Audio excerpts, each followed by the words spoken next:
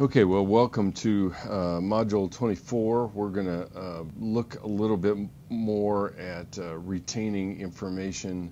You can always tell when I haven't written on this for a while because my writing doesn't compensate very quickly. But we're gonna talk about retaining information, and essentially info itself, information, can enter our system through two different memory systems, or if you will, and they enter it through various senses.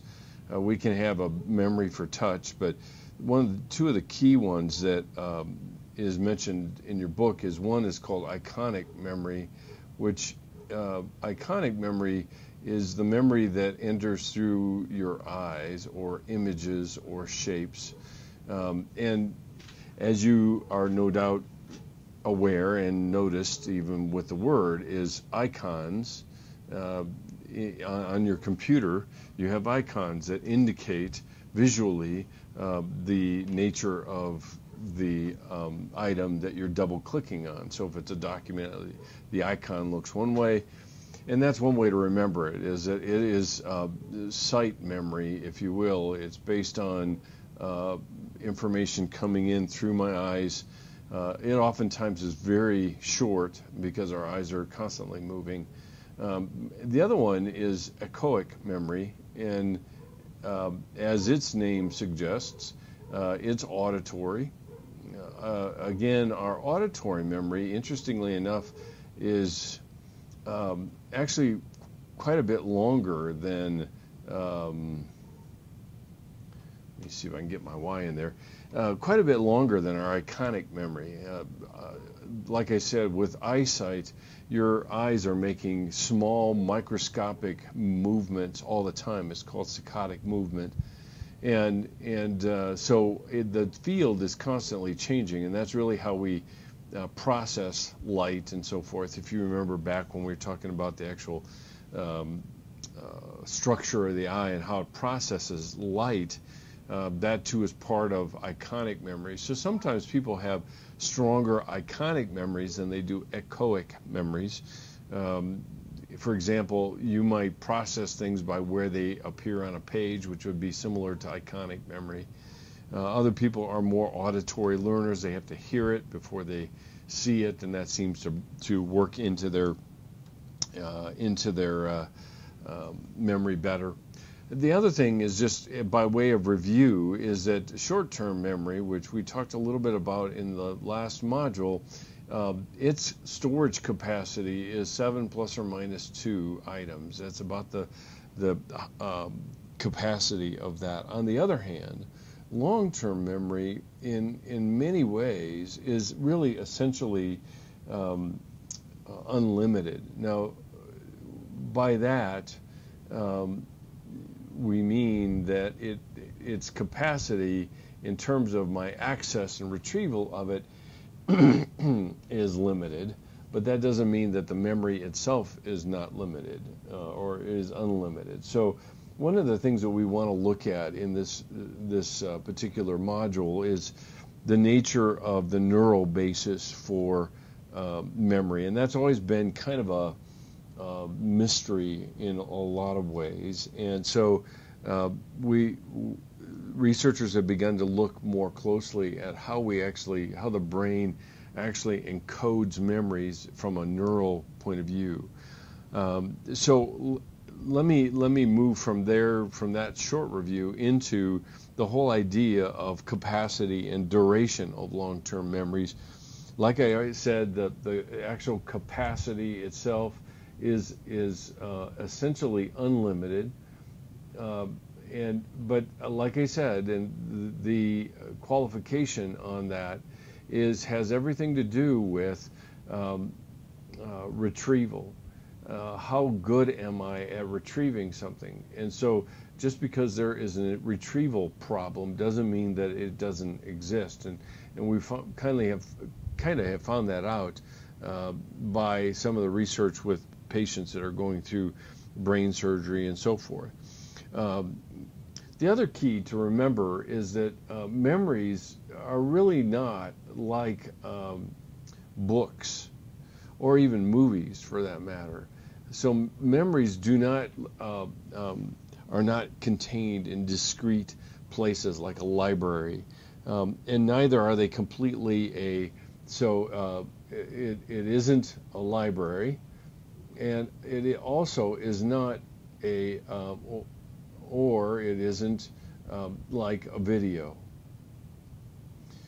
We seem to have intact memories that may run for a period of time, but that doesn't mean that it's completely intact. And we tend to, if you think about it, when you're looking at a old movie, essentially it's a strip, which you're familiar with small frames in it, and each frame there's a gap. And each frame represents a different scene, and essentially we can create movement by having this, what we refer to as a frame rate, at about 30 frames. We call it FPS, 30 frames per second. And that produces basically smooth movement because we fill in this little gap in here between these frames. We fill them in by a process referred to as interpolation. And that's a natural process. We do it quite automatically.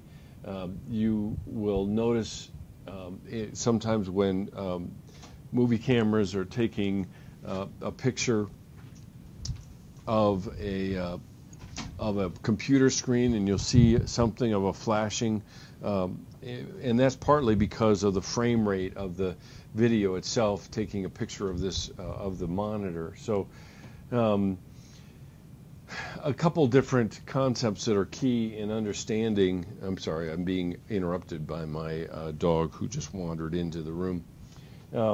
So there's a little bit of a capacity, not a capacity problem, but there is a retrieval problem, and that oftentimes has an impact on sorry about that, but my dog just almost swallowed a peppermint. I had to extract it from his mouth. I'm sure you all very much appreciate that little point of view. So anyway, now let's look at the actual brain areas, if you will, that are involved in memory memory storage and retrieval.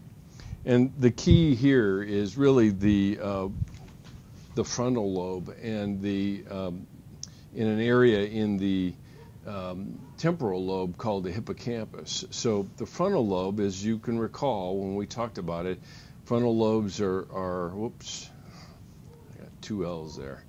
Frontal lobes are involved in processing, executive decision making. It is largely involved in a lot of our intelligence. The other area in the temporal lobe is an area referred to as the hippocampus.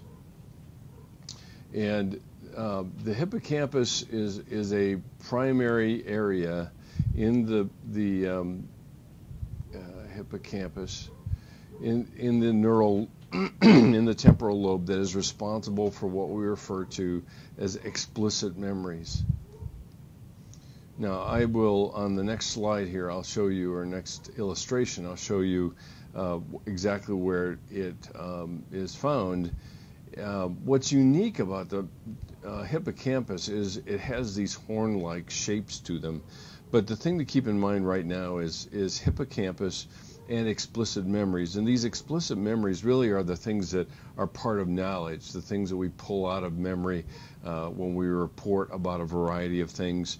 It is what we oftentimes refer to as semantic memory. It's knowledge-based memories. If you were to recall a visual scene, on the other hand, and let me back up. With the semantic memory, this is the left frontal lobe that is involved, left frontal. And with what we refer to as procedural memory, in other words, things that you, like tying your shoes, riding a bike, etc., this is often referred to in terms of the involvement of the right frontal area. But it too, the hippocampus is still very much involved, but explicit memories oftentimes are involved with semantic memory, where the left frontal lobe is involved. The other concept here that I'm going to fill in right now, and then I'll explain it a little bit later, is implicit memory. And implicit memory is similar to procedural memory, something we learn really relatively early in life, and we will maintain that memory as kind of a muscle memory in a sense, things that you do without thinking that involve muscular movements and so forth, usually created by classical conditioning processed by the cerebellum. But we'll look at that in just a second. The thing to keep in mind when we're talking about the hippocampus here and explicit memories is that this is a little bit like a loading dock. In other words, things are loaded onto it and then processed, worked on. There was one researcher that referred to this as a workbench, and I think I talked a little bit about it in the last module. And from loading memory, no, that's not what I wanted to put, loading dock.